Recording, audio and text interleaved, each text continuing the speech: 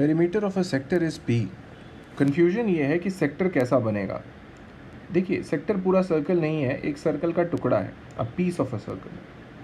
So basically this is your sector, जहाँ पे centre यहाँ पे, and this is the arc, this one is the arc from here till here, this is the arc. If the angle is theta, suppose करते हैं radius are है, तो arc length क्या होता है, आर इंटू थीटा होता है। Also this is also radius r. So the perimeter clearly देख सकते हैं हम यहाँ पे, r plus the arc length r theta, so it will be 2r plus r theta, that is the perimeter.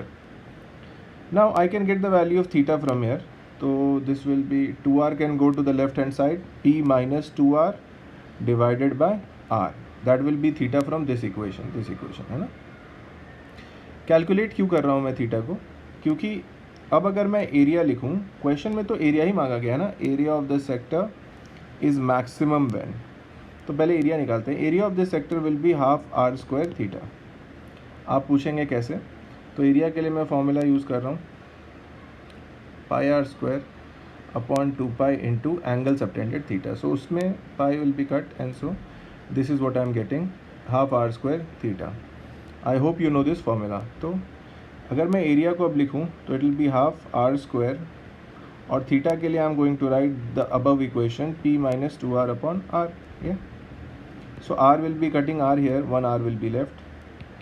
So what I am getting as area is PR by 2 minus 2 cut गया, so r square. And they are saying maximum as in maxima होना चाहिए, that means कि dA by dr, if I differentiate area with respect to radius, उसका slope 0 आना चाहिए। Maxima minima दोनों पे slope 0 होता है।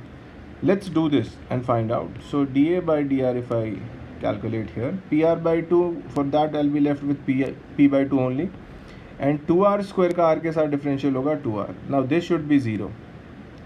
That gives me that 2r should be, if P by 2 goes to the 0 side, P by 2. Therefore our final answer will be P divided by 4. And this is your answer. Radius should be perimeter by 4. So option number D here is absolutely correct. अगर ऐसा होता है, then the area will be maximum and this maxima will be achieved. Thank you.